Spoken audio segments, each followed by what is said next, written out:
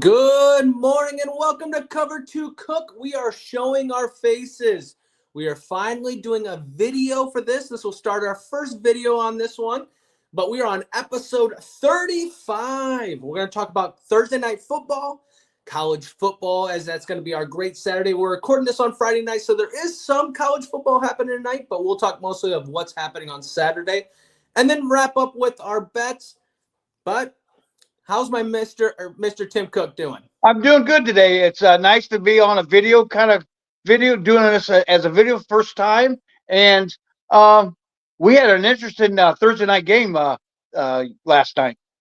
Definitely, yes. And before we get too far, I just want to talk about, so we've talked about doing the video for a long time, and then you're coming up next weekend, so we'll be doing one in person together, even though our rooms kind of look like the same colors right there. Yeah, right. We'll be talking in person, so you'll actually have both of us on one video, so you get to watch us on either YouTube, watch us on StreamYard, or listen to us still on Spotify. But yes, let's get to that Thursday night game. Very interesting game. Thought it would go into overtime, but like we talked before, do you just go for it and say, hey, this is the game right here and there? But another missed call on a Thursday night football, that is the controversy after that game. What did you think about that game? Yeah, I thought it was a good game. They went right up and down the field. The Bengals got the lead right off the bat at 7-0, and then the Ravens were 3-0. I mean, at one point it was 21-7, and you're thinking, this game they're running away from it. Bengals are running away. They're going to get this. And they were playing so bad, the Boo Birds were coming out at Baltimore, which was, even Al Michaels goes, uh-oh, here we go. We got the Boo Birds coming out because they were not playing very good, And, then they just started chipping away and chipping away and chipping away. They got it to 21-20. That mixed extra point kind of hurt. We thought it was going to hurt Baltimore, but it didn't. And then Baltimore, they went down and Jackson to Andrews for 28-21. And then Burrow was just throwing dimes out there. He had 425 yards passing. Chase, he had 264 yards of catching. It came down to the end. And I'll tell you what, I think it was the right call. I really do thought it was the right call because they weren't stopping Lamar at all whatsoever. He was doing whatever he could do in the second half. I think it was the right call. They're 3-6 now, 4-6. I mean, they're not going anywhere. They've already lost to him once. They had to get that victory, and I think they had to do this. I think they had to do it. I wish Tampa Bay would have done it because and it may not have changed with Mahomes, and it may not, but I think it was a good call. I really do. I agree. So I think the first thing we got to talk about this game is a Fieldcrest player. Oh, yes. Yeah. This game, I saw that he was on the field. Very cool. Just coming from that area where you just never think about that. You don't even think about D1. Let's be honest. You don't even think about D1, and then seeing an NFL player, that he dressed and played in the game. Very cool. But I definitely agree. I think you had to go for it on fourth down or the 2-point conversion because it was the Ravens that came back. It wasn't you. Yeah. You guys had this lead, and then you gave it back, which that fumble was the huge turning point for this game. I felt like when they fumbled the ball, it was one of these situations where it gave Baltimore momentum, and then they started going. So I definitely think when you look at this, like back at this game, I think you're going to go, okay, well, they were up 21-7. How did you? Yeah. Henry was shut down in the first half. Look, Zay Flowers was shut down in the first half. It was one of these games where you let him back in it, and you let the crowd back in it, and they pulled it out. But I do have to ask you, what do you think about those jerseys? I'm not a big purple fan, but I kind of liked them. I liked the helmet. Yeah. I thought the helmet was pretty awesome. I thought that with that gold down the middle, I thought that was the 2 stripes down the middle. I thought that was pretty cool. I did like that. One thing also too is I think the momentum was going also too when Jackson had that run down the sideline and he's tiptoeing around and then finally he goes in for the ends. You're just knowing right then and there, they've got the momentum back. So that was a key run and touchdown that he had. Well, in Cincinnati's defense was playing really well, and then that wall down the sideline where you don't put out and that was definitely a turning point too. You got Derrick Henry started going again. He showed his bare ass on the game last night, so that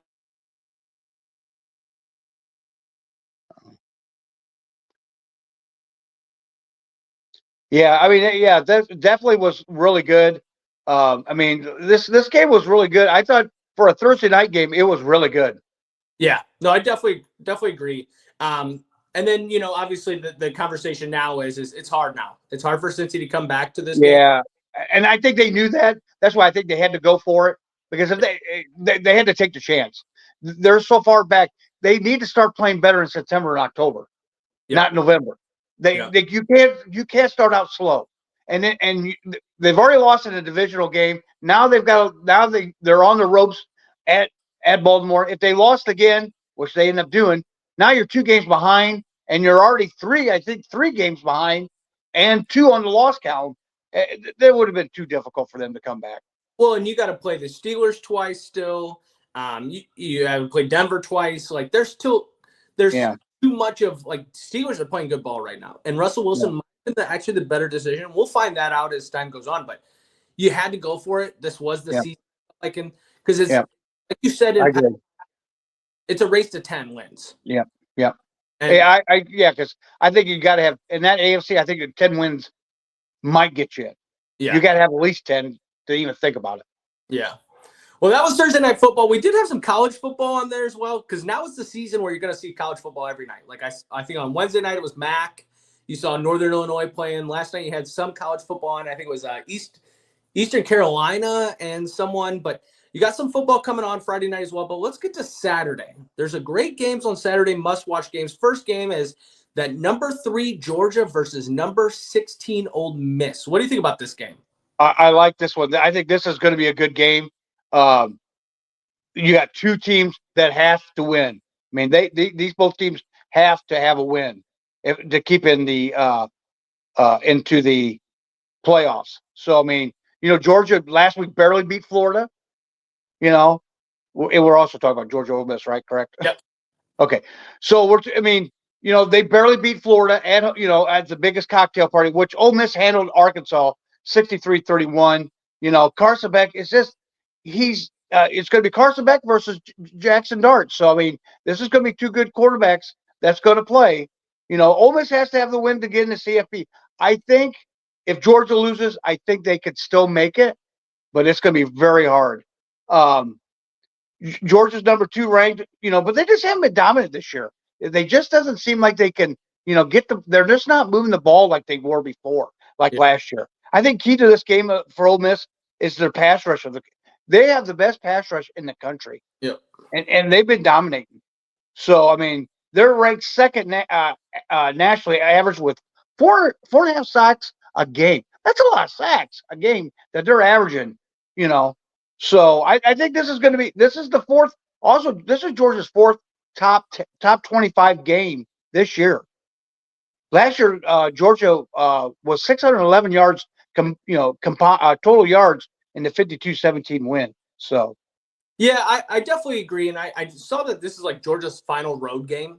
Like they've already played all their road games. So that's definitely an interesting part of this as well. It is definitely a win for Ole Miss or out.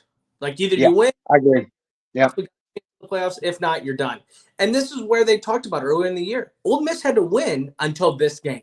So when they right. dropped, it was like, okay, this is now I think the story of this year definitely is Carson Beck. I mean, Carson Beck was a possible Heisman. He's almost got as many touchdowns as he does interceptions. I mean, he had 3 interceptions versus Texas, 3 interceptions versus Florida. I mean, that's just way too much happening. And don't get me wrong, he lost a lot of his weapons. Yeah, Mikowski or whatever going to the NFL. You lost Bauer. Brock Bowers, which is now Yeah, both these guys are very good players in yeah, the NFL. So you've lost that as well. So I think this game, it's going to take Georgia to come out just like how Alabama came out on them, where they jumped out. This is what Georgia's going to have to do. They're going to have to be dominant. They're yeah, going to be strong at the O line, D line, and it's going to be who's going to be because Ole Miss is known for their big plays. So yeah. can Georgia just be the tough team? Can they outrun them? Can they hold on to the ball? So we'll definitely see in this game. And it's definitely an SEC showdown for Yeah. Yeah. It's a 2:30 game, so that's going to be an interesting game. Yeah, and that's what you have that kind of game, and then the night game we'll talk about it as well as Alabama versus LSU, which has just the same amount as pressure. And it's funny because we thought 12 teams. Well, you could lose a game and it's not going to be that important. Well, now as we kind of see this year's going on, you can't lose early. You got to Right. win. You Yep. got to win these early games because then in the end of the year you can lose a game. It's still okay, but Right. if you lose a game and then now you got to come back. So I do think Georgia still gets in if they lose because, like you said, 4 top 25 teams, they lose to Alabama. And it's one of these things where their losses are SEC schools.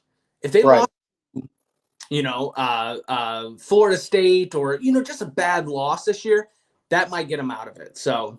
Right. I totally agree. But that moves to our second must-watch game. And the reason we're going to say this one's a must-watch game is because of some of the players that are going to be on the field. So number 20, Colorado versus Texas Tech.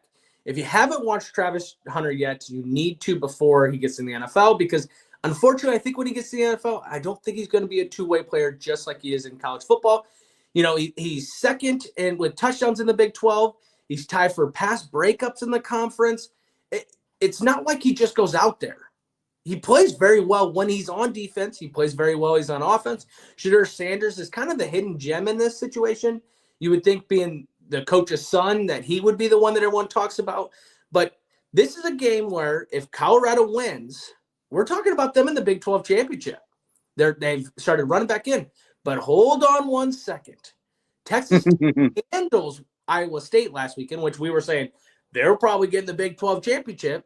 They beat Iowa State. Now they get another chance to be ruin the Cinderella story of Colorado coming back from what we thought was an early year disaster. So, what do you think about this game? I like it. I also seen that the Texas Tech is going to wear the Mahomes strategy uniforms. I've never heard of this before. A strategy uniform. What are you talking about? These uniforms are through Adidas and features Mahomes' signature it's a Galliator logo, and it's the first time that an athlete personal brand has been included in an official brand.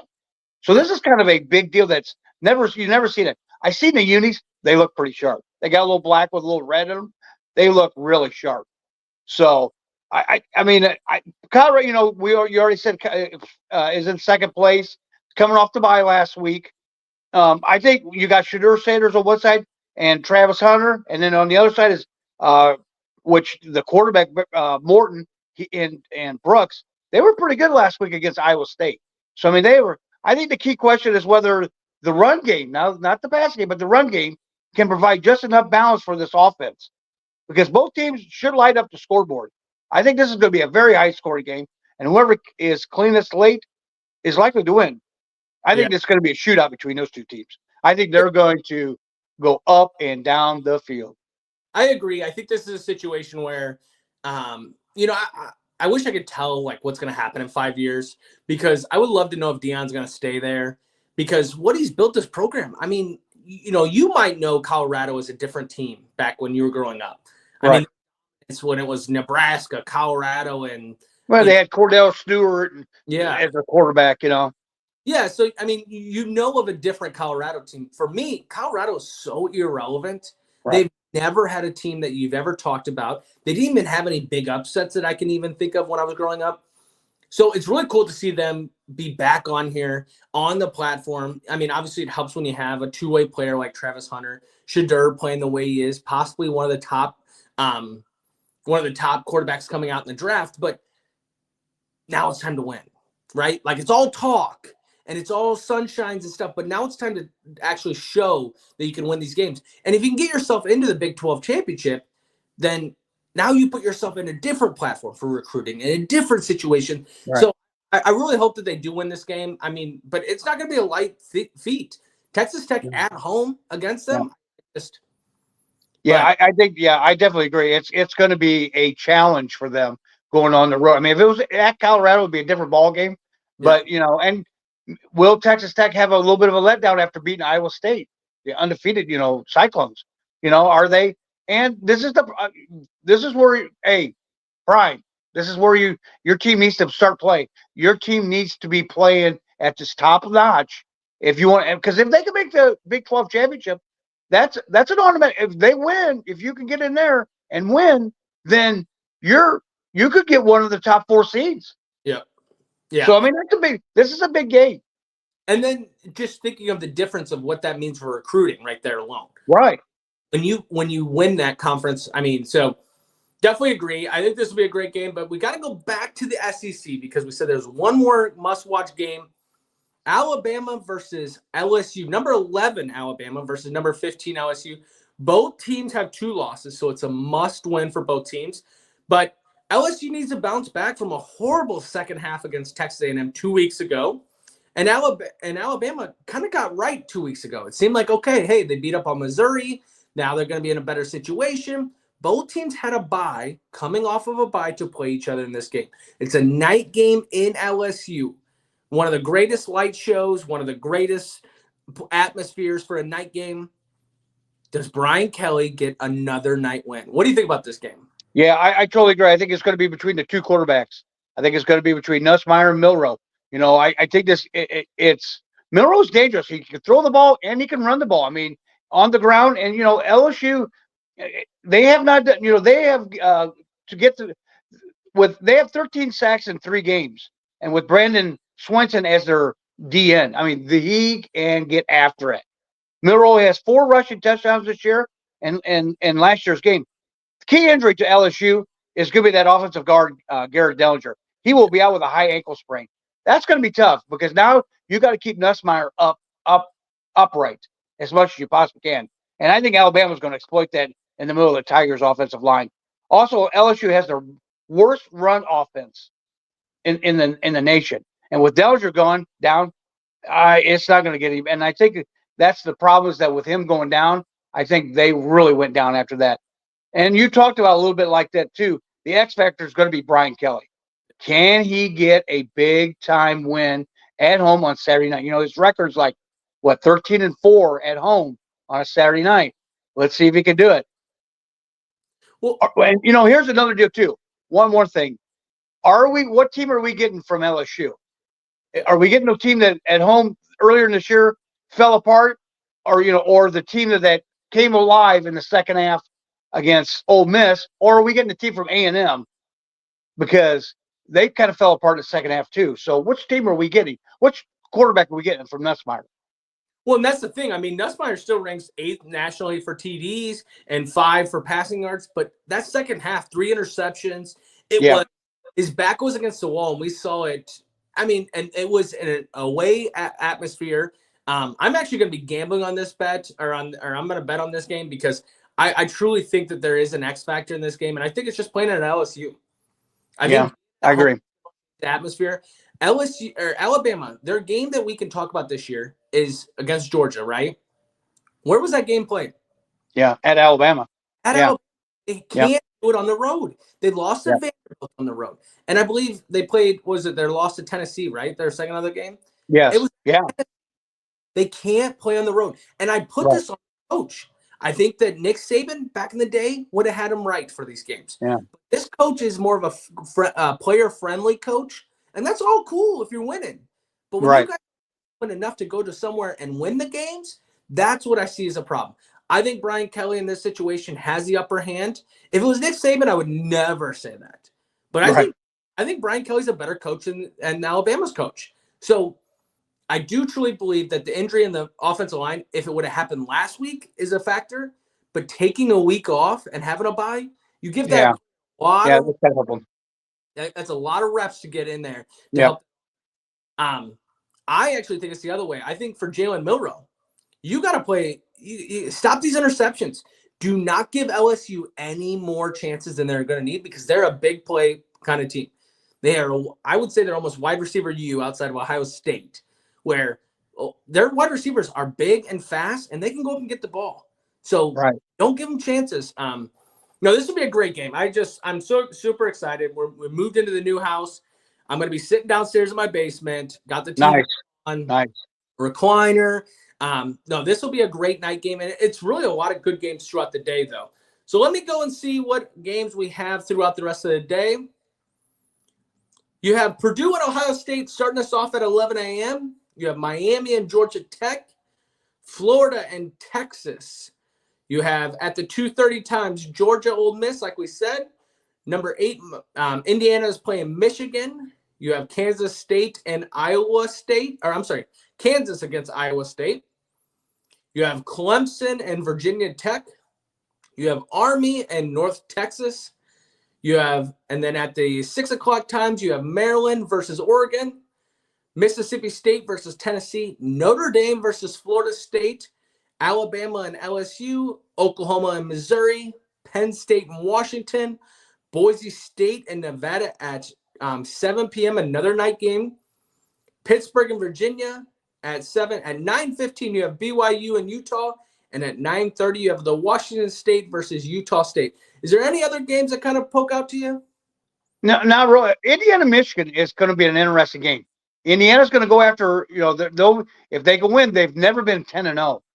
And then they'll have the big showdown, I think, next week against Ohio State, or it might be in 2 weeks. Yeah, I think But is it 2 weeks? So, I mean, they've got to, because I think they're going to do a bye, and then they're going to play them in 2 weeks. But they've never been ever in their school history 10-0. I think that's a big one.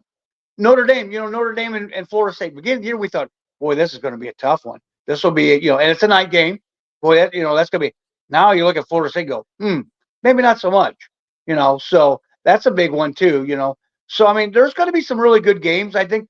I don't know if it'll be like last weekend where all the upsets were coming. I think you're going to get a little bit more chalky than last week. But I mean, that's a couple games that it kind of be interesting to see what happens, because Notre Dame's coming off a bye, so that's going to be a key too. I totally agree. I mean, it's a 26.5-point spread. I would never. Does Florida State just find a little bit of relevancy this night that you don't want to? I would never touch that. But it is a big win for Notre Dame, though. I mean, every win now for Notre Dame to be in there is going to have to be a big outscoring kind of, it's going to be the eye test more than anything, because their record doesn't show that, and their schedule doesn't show that. So it's going to be the eye test for them. I think another game to talk about is the Boise State, Nevada. Another 7 o'clock game, another night game that you get to see Jet T. We were talking about the Heisman, and we were like, well, he just won't get the national stage. Well, he's kind of getting some games that show. Yeah, he is. Yep. Yeah, you're going to be able to see what he's like. I mean, most definitely. So that's good, because that can only help in this Heisman, because he needs that, because he doesn't play in a strong conference. The Mountain West is not a strong conference whatsoever. Well, they're not one of the big four. So, and maybe I missed something, but did Utah Cam Rising, is he done for the year? I don't know. That's a good question. I don't. But you know what? I think Utah might be a favorite in this game. So no. BYU's favored in 3. Is it? Is it? Okay. But it's a smaller spread. Yeah. I'm shocked on that at Utah. So maybe he is gonna. Maybe they think that Wilson, the other quarterback, the backup, is. Well, why I asked this is because I was reading up on this game, because I am betting this game, and when I was reading up, they were saying that there's an open quarterback competition happening there, and then Cam Rising's name was not included in it. Really? So he has to be hurt then. That thumb's still bothering him. He's too good to not be in, obviously, the competition. Right. So when I saw a 3-point spread, and you're talking about a quarterback competition against one of the best defenses in college football with BYU, they get turnovers. They give up, but they get turnovers. Yeah. And it's like, but yeah, I think it'll be a great day. I mean, you're talking about good football throughout the whole day. Army versus North Texas. That one's only a 3-point spread. I wanted to bet it, but it's something that I'm staying away from just because. But can Clemson bounce back after their horrible loss? Yeah. I think that this is the week of teams bouncing back. Will they bounce back? Can they bounce back after terrible losses? I mean, you had Clemson, you had some other teams that are going to have to bounce back if they want to be still in the talk of the the college football playoffs. Yeah, I definitely think it's one of these ones where you got to say it's like a redemption, right? Redemption week. Iowa State's in there. I mean, can Texas just beat up on Florida? Because that's right. But we'll see. But let's get into our bets. What do you got for your first bet? First bet will be Utah State and Washington State. Utah State's coming off a bye last week. They have Spencer Petras, and he's the first Mountain West, and he is first in the Mountain West and fourth in the nation in completions, and eighth in the nation in passing yards per game. Washington State will be led by quarterback John Mateer. This is the team that I think is ranked 21st right now in the first college football rankings. If they want to have any shot of trying to move up, and because they're not in the conference, well, they're in a kind of a conference. It's Pac-2 with another team, but they don't have a conference.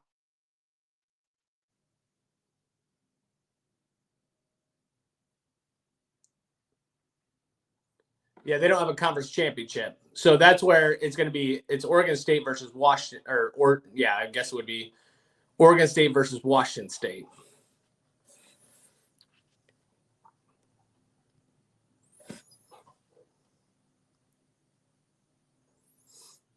But yeah, well, I'm going to give my bets because unfortunately I think we lost him on this one. Iowa State, I'm going with Iowa State -3. I'm taking that one just because of the way Iowa State has to bounce back. Washington State. Oh, you're right there. We lost you for a second. Yeah, well, yes. I don't think this spread is big, 20.5. But I don't think the Aggies can keep up with Washington State, and Washington State has got to win. So give me Washington State, and I'll give the 20.5. 28.5. That's a lot of points. That is a lot of points, but you know what? I don't think Utah State can run with them. I think that Mentir is just too good, and like I said, they will have to play. They'll have to play lights out, and I don't think they can. I think Washington State is just too good of a team. Yeah, no, I see that. I was so when you the video stopped, I actually was talking about. So my first bet is I'm taking Iowa State -3 in this situation. It's low because of a loss. I think they're a better team than what happened last week. They had a lot of turnovers last week to Texas Tech. They gave them opportunities. It was actually a lot of turnovers that were in their own end, so it resulted in quick touchdowns. I think Iowa State takes this win. It's -3. They're playing Kansas. Kansas has been such a disappointment this year. It's at Kansas, but I just think Iowa State, now it's actually moved down to 2.5. So wow. Hammer the 2.5 on this one. Yeah, I would agree with that. I think Iowa State's going to bounce back. They're just too good of a team to not bounce back. I think that that bye week last week hurt them.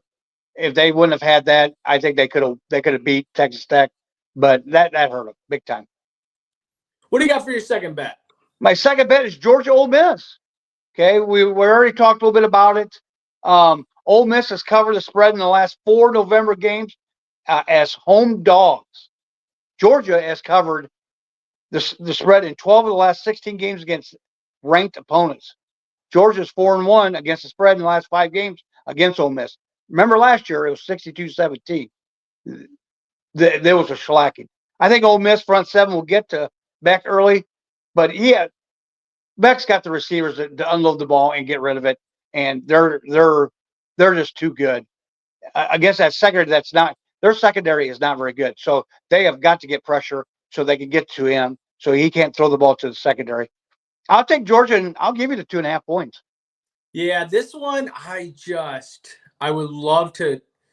I don't know. I don't know why I don't have belief in Georgia. I mean, maybe because we've watched them this year and they're just not as dominant as they used to be. But something about Georgia this year just makes me like every time I feel like I would bet on them personally, they would just shit the bed. Right. I have a bet on them because it's just one of these teams that make you uneasy when you do it. But hey, I can definitely see this one happening for sure. It'll be a great game between these two teams. It's one of these Lane Kiffin games too, though. You know what I mean? Where can Lane Kiffin get out of his own way? So, yeah, you know what? You got to show me something. You've got to show me that you can. And it just seems like he doesn't. He just shits the bed every time. And I know this is at Ole Miss. That's the only way I would give him a little bit more credit, but not much more. He just doesn't. When it comes to the big game, he just chokes. And until you can win one and make me a believer, then I'm going to go against you. I totally agree. For my second bet, I'm going with the team that's made me some money this year, okay? I'm going back with the BYU. Don't understand this one at all. I was kind of debating this one in Army with the North Texas. I mean, I don't understand it. It's almost like, does someone know something? Well, the last time someone thought they knew something about BYU, they put a beating on them. Yeah. Utah has too much going on right now. When I was reading it up last night, Cam Rising playing, maybe I kind of question this one a little bit. But then they're talking about quarterback competition, -3. It is a 9:15 game. Eastern time or Central time, obviously. So 7:15 or 8:15 out there. Right. So it is a night game for them.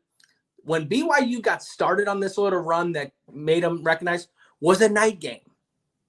So is this the end of the Cinderella? Is this when the clock strikes for them and then you realize that they're not that good? I don't believe it is. I'm taking BYU -3 on this game. I think you got to. BYU has to have a win. They have got to keep up with everybody in that Big 12. You're talking Colorado, that's in second place. Texas Tech's now making a run. Iowa State's making a run. There's just too many teams that if you do not win and you lose once, and they're in right now, I think, aren't they in the playoffs right now? So I mean, this is only going to help because you've got to make that your league championship. Yep. That is the key. If you're in the with the Big Four, you've got to make that championship. So that way you can get a top seed and a first round bye.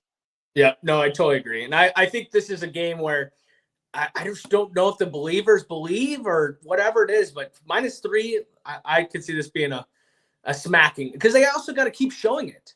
Yes, right. So, but what do you got for your third bet? Florida and Texas. Florida's schedule, boy, I told you that Florida's schedules have been rough. You know, they've had Miami, A&M, at Tennessee, Kentucky, Georgia. You know, this team was supposed to be a lot better. Texas is coming off an escaping victory from they had to bye. Now but before that they barely beat Vandy, and they still have to go to Texas A&M for the home finale. You know, this is going to be tough. You know, and then against Kentucky, their home finale is against Kentucky, and that's no layup neither. Kentucky's been playing pretty good ball. Florida's defense is really good, and Texas has a big problem turning the ball over with at least 2 turnovers in the last 7 games and 4 in the loss to Georgia. Texas front has got to block better. They've got to keep yours upright. If they don't, it could be a long day for Texas. Quarterback also with DJ Langway. He is questionable right now, so they will have to go with Aiden Warner that took his place if he can't go. Florida should be able to run the ball. Florida's 3-0 when they can run the ball more than 166 yards. But you know what? Texas hasn't allowed no more than 150 yards on the ground all season or per game all season. This is not going to be, good. So I think the 21-point spread is a lot. But you know what? I think Florida can do it. So give me Florida, and I'll take the 21.5 at Texas. Yeah, honestly, I guess my situation with is Quinn Ewers hasn't looked the same since he came back. So it is one of these situations where 21 points is a lot of points against a Florida team that seems like in the beginning of the year, it was like, oh, they suck. This is bad. But they kind of started bringing it back on. Yeah. I mean, now they're at 500. They're 4-4. Like, their defense is playing a lot better. Yeah, and a couple wins gets them in a bowl eligible. Like, so it is one of these things where these games matter for them as well. The only thing that I think that the 21.5 is because it's at Texas. Yep, I agree. But and Langway may not play. Yeah, but so was Texas and Georgia. Right. That was at Texas. Yeah. So I just 21 points. I think it's a lot. I think I would rather be on the side where it's like, don't let them score than come on, start scoring. So I like that bet. Yeah. And you know what? Every time I bet against Florida, they always bite me in the ass. So you know what? I'm jumping on their bandwagon this week. So.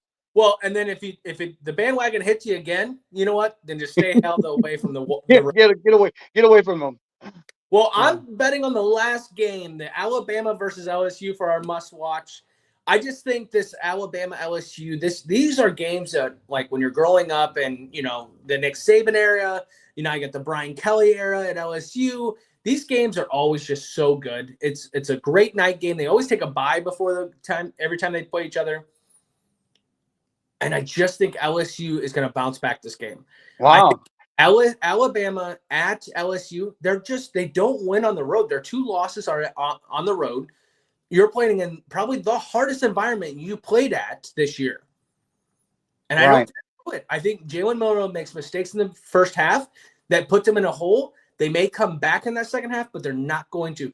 Like I said when we were talking about this game, if that guard had come off injury and had to start playing, because you got to think, he came into this game thinking I'm a second string. I'm probably not going to play much.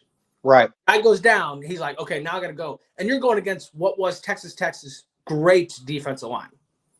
So now you're going against a good Alabama defense and good D line, but you've had 2 weeks of preparation. You've had 2 full weeks of preparation for this. I like LSU at night. I think Brian Kelly does this. I'm going to tell you right now, Brian Kelly, I'm going to smack the shit out of you if you because I was like thinking about this bet. I'm like, I just had flashbacks of all the Notre Dame times that were like, Brian Kelly, great. And so his record at night is great, but I think it's not so much about him, it's about the atmosphere. That atmosphere. Yeah, because that atmosphere's been there a lot longer than what he's been there. Yeah. So they've always played good at night on Saturday nights. So it's even pre-Nick Saban era. Like, yeah. I definitely agree. Yep, most definitely. Even at his era at LSU, even. So yeah, I like this one. It's a 2.5 bet. I'll tell you what, Anthony. I'll bet you soda. I'll take Alabama. I think Alabama's defense is coming on at the right time, and I think Milroe's going to come ahead of Nussmeier. I think Kelly shits the bed. I like Alabama. You know what? I'll bet you soda on it. I'm so excited for this game. I'll double down on that one. You're right. I'll put soda on that, and I'll put my own damn money on it. Because you're coming up next weekend, so we'll have to bet some games. Most definitely. Yeah. Heck yeah. But that is our college football. One thing I wanted to, before we get out of here about college, about NFL stories. So I didn't know if you read about this. Chris Olave. So Chris Olave is seeing multiple doctors after his latest concussion. Had 5 years. And the coaching staff is very concerned. They want him to take personal time to see if this is something he wants to move forward on. Miami Dolphins, you dropped the ball with what New Orleans is doing. Now, don't get me wrong. He's going to make some money, right? He has not got paid as that star wide receiver yet. So New Orleans might be also looking out for their best interest, but they're also looking out for his interest in this. They don't have anything to fight for this year. But I thought when I read the story, it was like, that's how it should be handled going forward. Any player that has these concussions, that many, this dramatic, and this latest one was crazy. So yeah. Well, you could tell the difference between a quarterback and a wide receiver. Quarterback, you pay $55 million. Wide receiver, $30 million. There's the difference. I think you worry more about the guy that's going to touch the ball every time compared to the guy that touches the ball on a good day, maybe 10 times. So I think that's I totally agree. I think they should. The Miami one, I think but I think that Miami's organization from the top down is hot garbage. I mean, I don't think they know what they're doing.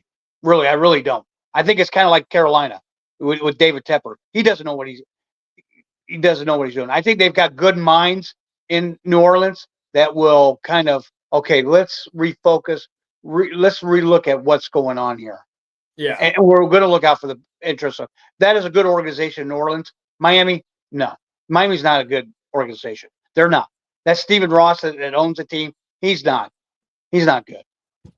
Yeah, and I think the way that they're handling this, like, it's like PTO, right? Or or like in our lives, so like when you get hurt on the job and you get to go figure out what you need to, because we're not going to win a Super Bowl, we're not going to go to the playoffs, so go figure it out whether you want to come back to us or not. I just thought when I read that story that was like, Chris Olave may be done. Like, done. That's crazy to think about, like, situation. But I want to thank everyone. It's our first video, so if you didn't want to watch us, we're on YouTube and that StreamYard that'll be on the original post. If you just want to listen to us still, you can listen to us on Spotify. We want to thank everyone. We'll be back on Sunday. So we truly appreciate everyone. Have a great Saturday, and we'll talk to you guys later. Thanks, guys.